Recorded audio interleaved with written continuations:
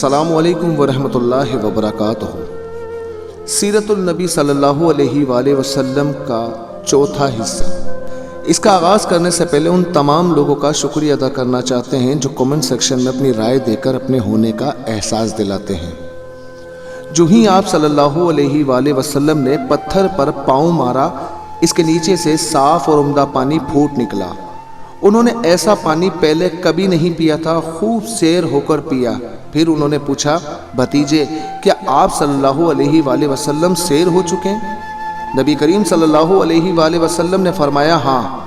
آپ صلی اللہ علیہ وآلہ وسلم نے اسی جگہ اپنی ایڑی پھر ماری اور وہ جگہ دوبارہ ایسی خشک ہو گئی جیسے پہلے تھی۔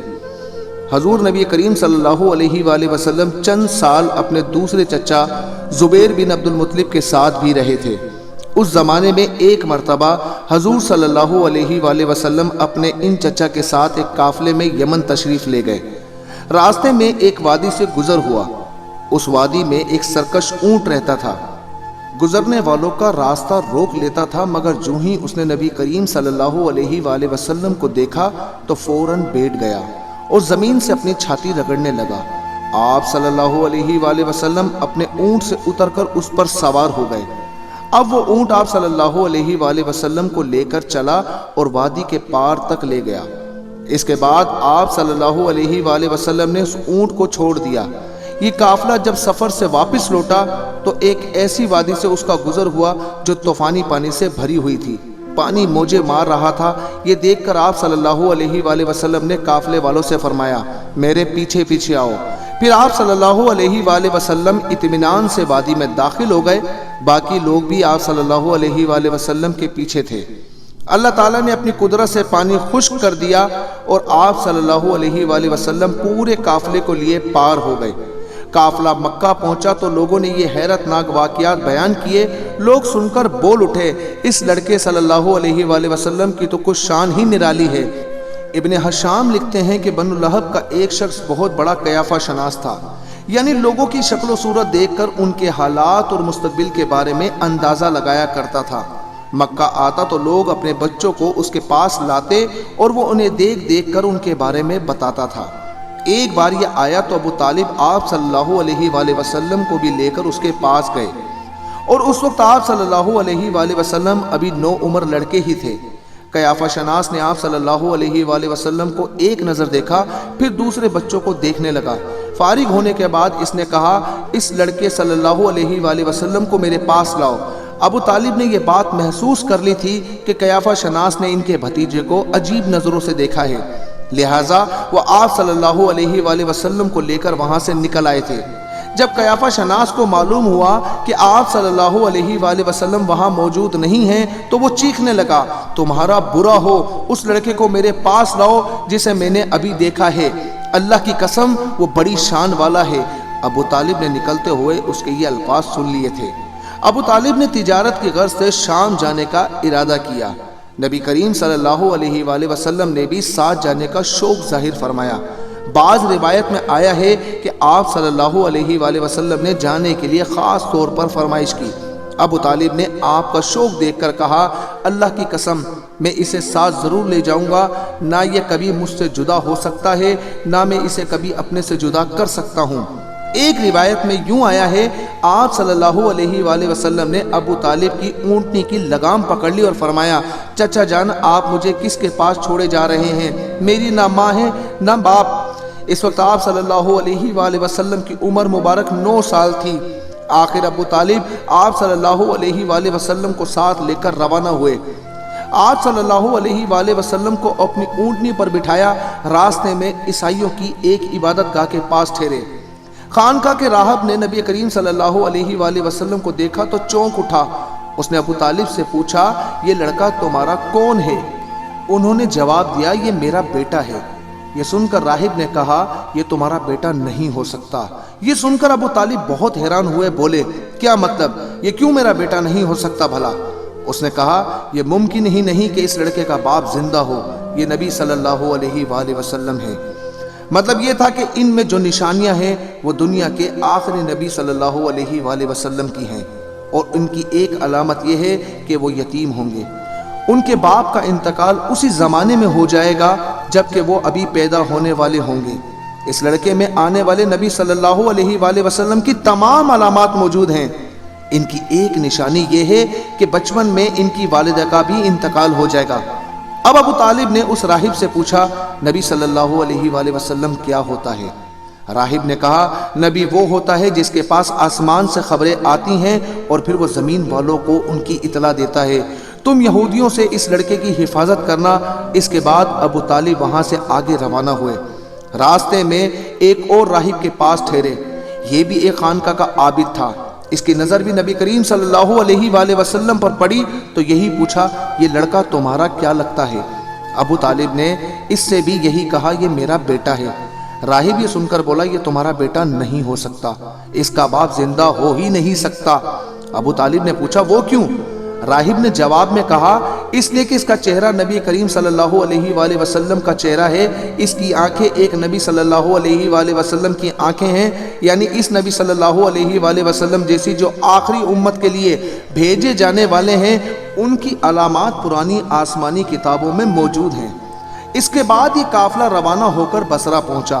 یہاں بحیرہ نام کا ایک راہب اپنی خانقاہ میں رہتا تھا۔ اس کا اصل نام جرجیس تھا، بحیرہ اس کا لقب تھا۔ وہ بہت زبردست عالم تھا۔ حضرت عیسیٰ علیہ السلام کے زمانے سے اس خانقاہ کا راہب نسل در نسل یہ عالم فاضل خاندان ہی چلا آ رہا تھا۔ اس زمانے میں ان کا سب سے بڑا عالم بحیرہ ہی تھا۔ قریش کے لوگ اکثر بحیرہ کے پاس سے گزرا کرتے تھے، مگر اس نے کبھی ان سے کوئی بات نہیں کی تھی۔ مگر اس بار اس نے قافلے میں آپ صلی اللہ علیہ وآلہ وسلم کو دیکھ لیا تو پورے قافلے کے لیے کھانا تیار کروایا۔ بحیرہ نے یہ منظر بھی دیکھا کہ نبی کریم صلی اللہ علیہ وآلہ وسلم پر ایک بدلی سایہ کیے ہوئے تھی۔ جب یہ قافلہ ایک درخت کے نیچے آ کر ٹھہرا تو اس نے بدلی کی طرف دیکھا، وہ اب اس درخت پر سایہ ڈال رہی تھی اور اس درخت کی شاخیں اس طرف جھک گئی تھی جدھر نبی کریم صلی اللہ علیہ وآلہ وسلم موجود تھے۔ اسے دیکھا بہت سی شاخوں نے آپ صلی اللہ علیہ وآلہ وسلم کے اوپر جھمگٹا سا کر لیا تھا۔ اصل میں ہوا یہ تھا کہ جب نبی کریم صلی اللہ علیہ وآلہ وسلم اس درخت کے پاس پہنچے تو قافلے کے لوگ پہلے ہی سایہ دار جگہ پر قبضہ کر چکے تھے۔ اب آپ صلی اللہ علیہ وآلہ وسلم کے لیے کوئی سایہ دار جگہ نہیں بچی تھی۔ چنانچہ آپ صلی اللہ علیہ وآلہ وسلم جب دھوپ میں بیٹھے تو شاخوں نے اپنا رخ تبدیل کر لیا اور آپ صلی اللہ علیہ وآلہ وسلم کے اوپر جمع ہو گئیں۔ اس طرح آپ مکمل طور پر سائے میں ہو گئے۔ بحیرہ نے یہ منظر صاف دیکھا تھا۔ آپ صلی اللہ علیہ وآلہ وسلم کی یہ نشانی دیکھ کر اس نے قافلے والوں کو پیغام بھجوایا، اے قریش والوں، میں نے آپ لوگوں کے لیے کھانا تیار کروایا ہے۔ میری خواہش ہے کہ آپ تمام لوگ کھانا کھائیں، آئیں، یعنی بچے، بوڑھے اور غلام سب آئیں۔ بحیرہ کا یہ پیغام سن کر قافلے میں سے ایک نے کہا، اے بحیرہ، آج تو آپ نیا کام کر رہے ہیں، ہم تو اکثر اس راستے سے گزرتے ہیں، آپ نے کبھی دعوت کا انتظام نہیں کیا، پھر آج کیا بات ہے؟ بحیرہ نے انہیں صرف اتنا جواب دیا، تم نے ٹھیک کہا، لیکن بس آپ لوگ مہمان ہیں اور مہمان کا اکرام کرنا بہت اچھی بات ہے۔ اس طرح تمام لوگ بحیرہ کے پاس پہنچ گئے، لیکن اللہ کے رسول صلی اللہ علیہ وآلہ وسلم ان کے ساتھ نہیں تھے، انہیں پڑاؤ ہی میں چھوڑ دیا گیا تھا۔ آپ صلی اللہ علیہ وآلہ وسلم کو قافلے کے ساتھ اس لیے نہیں لے جایا گیا تھا کہ آپ صلی اللہ علیہ وآلہ وسلم کم عمر تھے۔ آپ صلی اللہ علیہ وآلہ وسلم وہیں درخت کے نیچے بیٹھ گئے۔ ادھر بحیرہ نے لوگوں کو دیکھا اور ان میں سے کسی میں سے اسے وہ صفت نظر نہیں آئی جو آخری نبی صلی اللہ علیہ وآلہ وسلم کے بارے میں اسے معلوم تھی، نہ ہی ان میں سے کسی پر وہ بدلی نظر آئی، بلکہ اس نے عجیب بات دیکھی کہ وہ بدلی وہیں پڑاؤ کی جگہ پر ہی رہ گئی تھی۔ اس کا صاف مطلب یہ تھا بدلی وہیں ہے جہاں اللہ کے رسول صلی اللہ علیہ وآلہ وسلم ہیں۔ تب اس نے کہا، اے قریش کے لوگوں، میری دعوت سے آپ میں سے کوئی بھی پیچھے نہیں رہنا چاہیے۔ اس پر قریش نے کہا، اے بحیرہ، جن لوگوں کو آپ کی اس دعوت میں لانا ضروری تھا ان میں سے تو کوئی نہیں رہا۔ نہیں، ہاں، ایک لڑکا رہ گیا ہے جو سب سے کم عمر ہے۔ بحیرہ بولا، تب پھر مہربانی فرما کر اسے بھی بلا لیں۔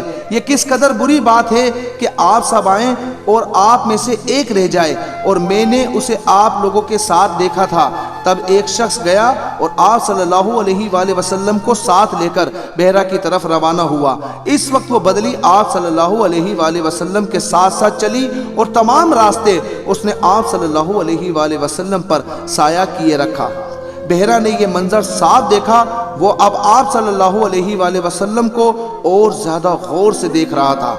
آپ صلی اللہ علیہ وآلہ وسلم کے جسم مبارک میں وہ علامات تلاش کر رہا تھا جو ان کی کتب میں درج تھیں۔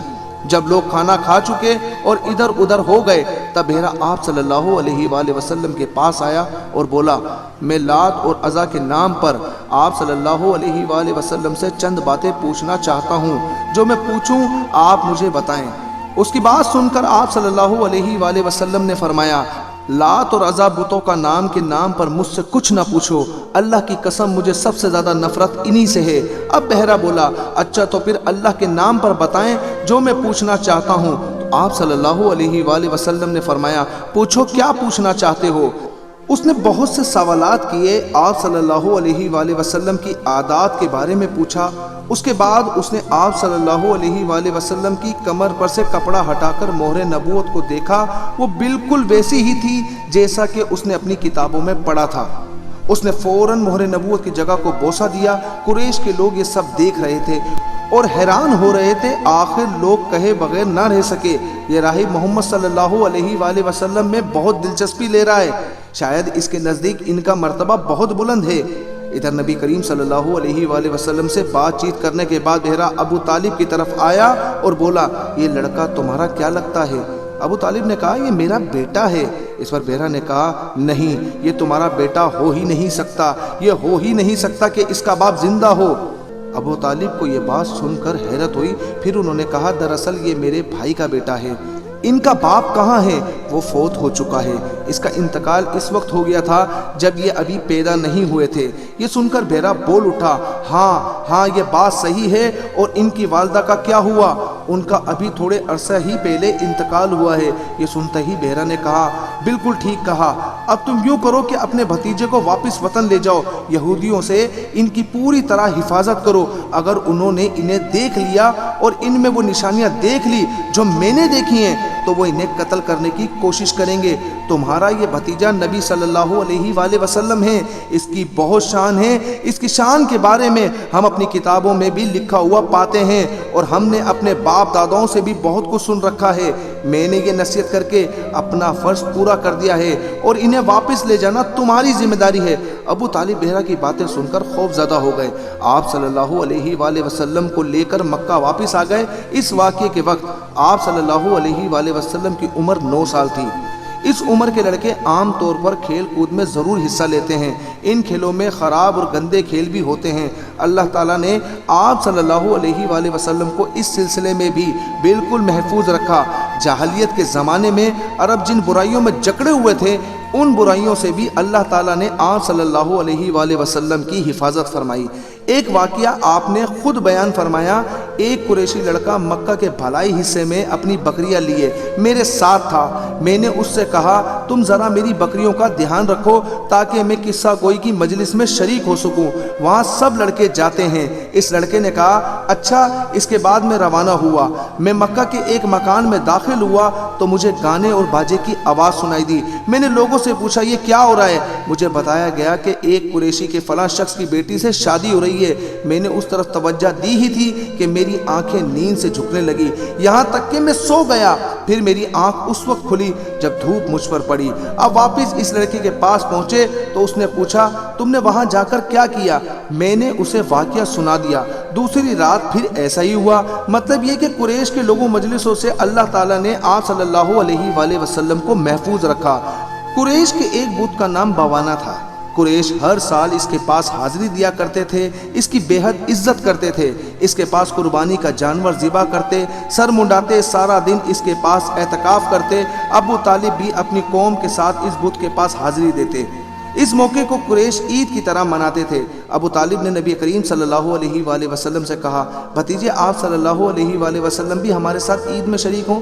آپ صلی اللہ علیہ وآلہ وسلم نے انکار فرما دیا۔ ابو طالب ہر سال آپ کو شریک ہونے کے لیے کہتے رہے، لیکن آپ صلی اللہ علیہ وآلہ وسلم ہر بار انکار ہی کرتے رہے۔ آخر ایک بار ابو طالب کو غصہ آ گیا۔ آپ صلی اللہ علیہ وآلہ وسلم کی پھوپھیوں کو بھی آپ صلی اللہ علیہ وآلہ وسلم پہ بے تحاشا غصہ آیا۔ وہ آپ صلی اللہ علیہ وآلہ وسلم سے بولی، تم ہمارے معبودوں سے اس طرح بچتے ہو اور پرہیز کرتے ہو، ہمیں ڈر ہے کہ تمہیں کوئی نقصان نہ پہنچے۔